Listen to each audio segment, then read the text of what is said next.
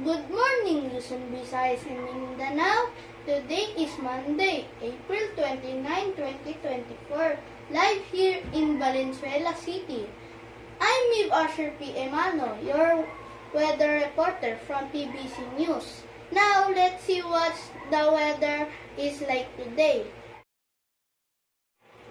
In the next 24 hours, expect warm and humid weather across the Philippines due to easterlies.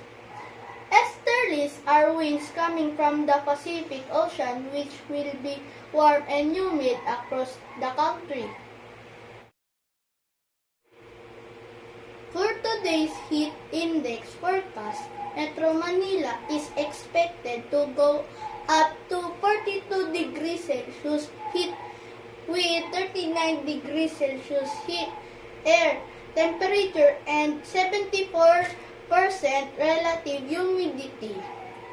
According to Pag-asa, heat index or human discomfort index is a temperature that humans perceive, so you need to be more extra careful to avoid heat stroke. Heat stroke is a severe medical condition that occurs when the body overheats due to prolonged exposure to high temperatures, typically combined with dehydration.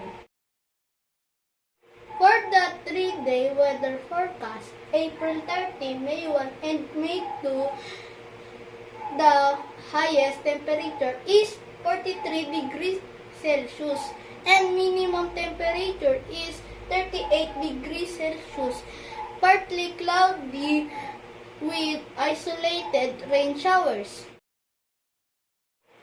The sun will rise at 5:30 a.m. and will set at 6:10 p.m. Again, I'm Miv Asher P. Emano.